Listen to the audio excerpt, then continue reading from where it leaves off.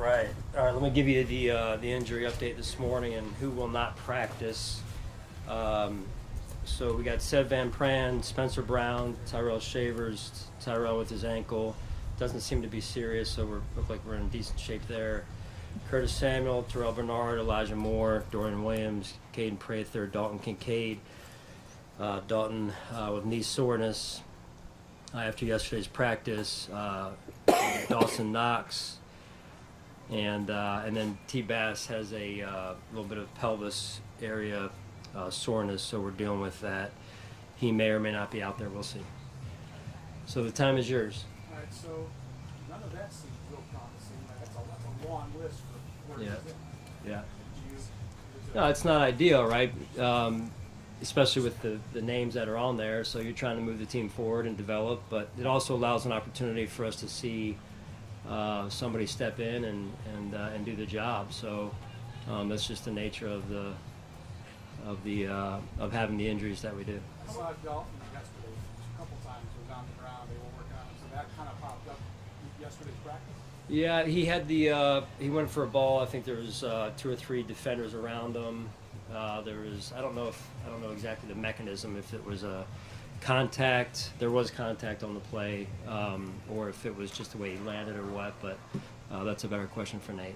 What's up, Craven's injury? Hamstring. It's the same injury that you're the same knee that you hurt last year. Dalton?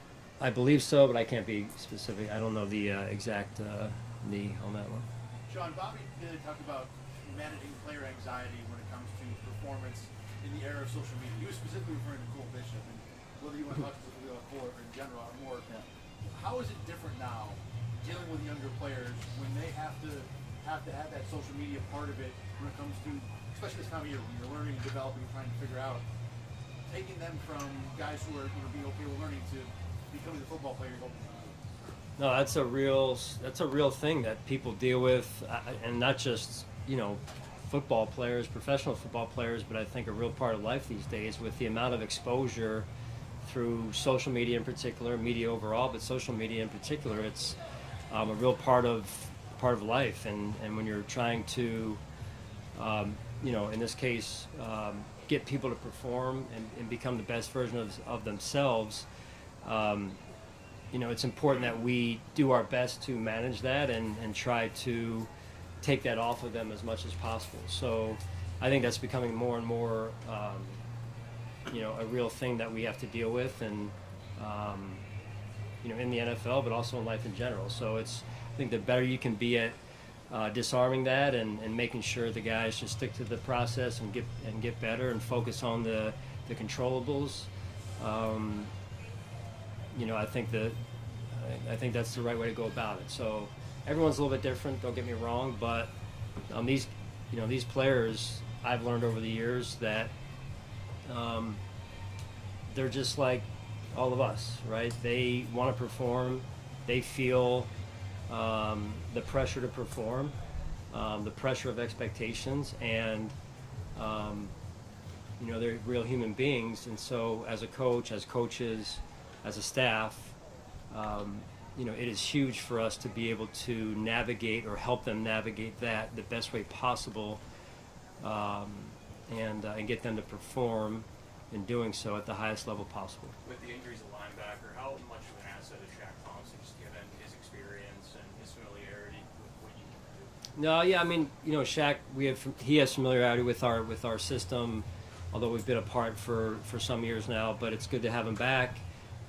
He's a really good football player. I'm a little bit older than he remembers me. He's a little bit older than I remember him, which makes it fun too, because it's good to get caught up on life and see how he's grown over the years. Super proud of him and the family man that he is, and the career that he's had to this point. Dawson was activated yesterday, but he won't practice today. Is that correct? Yeah, he will not be. It's too early. And For that. LaVisca will practice today?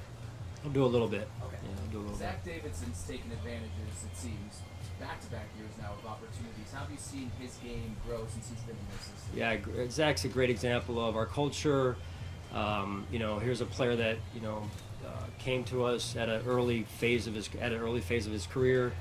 was in a different culture and setting and environment, and to watch him grow and thrive.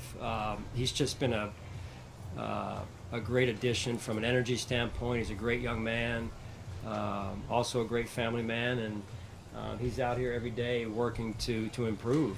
And I mean, you love stories like that, right? That he's coming off of a knee 2 years ago now, I think it's been. So he's seen the adversity that was asked about earlier. He's been through that, and he continues to push through. And I'm extremely proud of his attitude, his belief in himself, and his willingness to work every day. Sean, when the pads come out, what do you want to see? What don't you want to see? I want to see nasty, physical football, but I don't want to see a disrespect for a man's career and dirty football. That's not how we play in Buffalo. So we painted a pretty clear picture this morning of what that looks like for the new players in particular. So that nastiness that's got to be developed here, but it can't be at the expense of someone's career. So clean, but physical. Sean, to follow up on that, Friday Alec Anderson got into it with teammates on Yeah. off. You had done something pretty quickly after. Is that a statement from you and the coaching staff?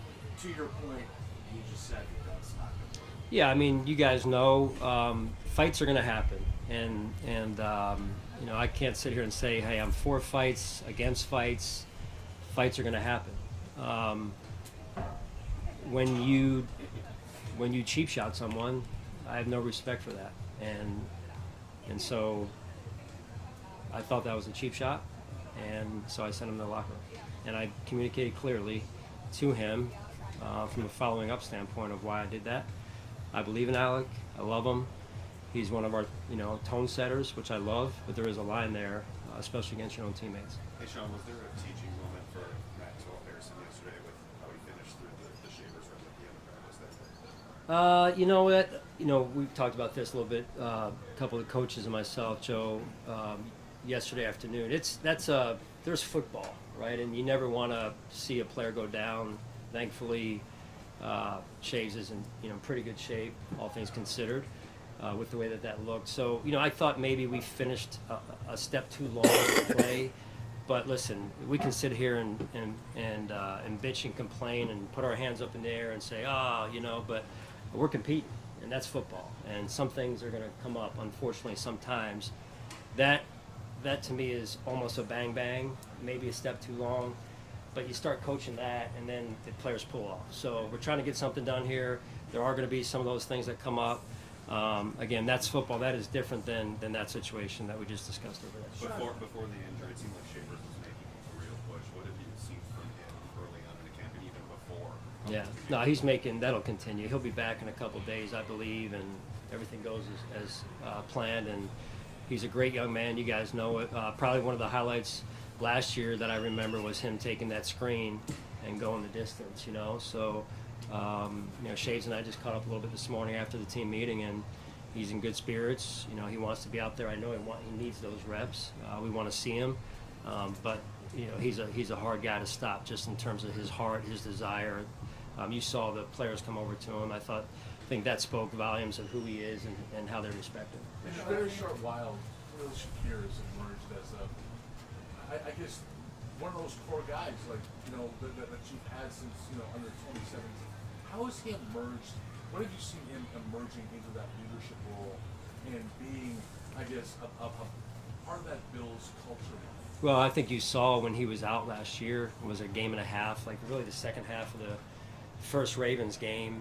He was out there, but he really wasn't able to perform like he can, and I think you saw the impact on our offense and impact on our football team as a result. So. No, he's one of the guys. He's one of the main guys that can drive our football team and take it to another level. He seems underrated nationally. I'm not sure if he's on the radar. Yeah, I'm not really into the rankings. He's one in my book, so that's all that matters. Availability For a has guy been. like Cam Lewis, he's been with you a long time. You got a lot of new guys in the secondary this year, and he seems to always be somewhere for you. When you think of Cam and what he's done for your team and what he could do, what do you think about? I love the fact that he's a UB product, and Here's a young man that, much like some of the names you've already mentioned here this morning, comes from practice squad, kind of ping-ponging back and forth to the active, finally gets pushed up, and he earned that, and then he has created staying power because of his position flexibility. And every day that he's in the role that he's in, he gets more and more, he gets better and better at it, which is interesting because he's balancing sometimes not 2 but 3 positions. Even if you look last year, he played dime, he played nickel, he played safety, albeit some of those in backup roles, but that's just as hard as anything because it means he's not getting the reps during the week, but then he's asked to perform on game day. So that's, I tip my cap to Cam and the way he's handled that. And years ago when we had the UB Pro Day or our local Pro Day when he was there, Lance Leopold, who was his coach, is like, hey, this is the guy. And then I walked around to different staff members and saying, hey, and everyone pointed to Cam, and it's been real, it's been true. So Availability's been a bit of an issue for Balin for the last couple of years. When he's healthy, what does he bring for you? Yeah, you're talking linebackers, right? So linebackers, especially if you're not the starter, you're playing special teams, your core special teams players, and expected to contribute in that capacity. And Balin has that ability, as you said, and he knows this. We've talked about it. Is the availability is what's held him back at times. So he's very aware of that, and we're doing the best. Our medical staff's doing the best that we can to get him just in the right spot so that we can test that a little bit, but not too much, and then he can get on into the season here. With Sean Sullivan, have you seen another level of confidence in Did you say Sullivan? Yeah. A different level of confidence and really development as far as technique for the type of role that you can play in your defense? Yes, he's a second-year player, as you know, that I thought really had a good off-season. And some players come in, make an impact their first year, and then that second or that first summer or second summer, however you want to say it, they kind of, I got this, I know what this is. I've done the same thing going from junior high to high school to college. They kind of get comfortable, and Sally didn't do that. Sally had an impact on special teams a little bit there for us and had some reps on defense. And I thought his summer was really good, and that's paying off as you watch him out here already to camp. Yeah, you're good. How do you feel Cole Bishop has handled what you've asked him thus far? He's done a good job. Yeah, he's done a good job. He's focused. T-Rap has done a really good job of basically, locking arms with him and keeping him not dialed in, but more like, safeties, as you guys know, with Micah and Jordan, they have to be in lockstep, right, along with the middle linebacker and the nickel position because they are the quarterbacks of the defense. And Cole, in his second year, is asked to do that, which is a hefty responsibility, in addition to just playing his position. So, that leadership by those guys that have helped him has been instrumental in his development to this point. There's still a lot of room for work, though, just through reps, experience, seeing what he hasn't seen, last year being hurt some of the season. So, getting these reps, the longer he can stay out here, the better off he'll be. Thank you, guys. Appreciate it. Sorry, John.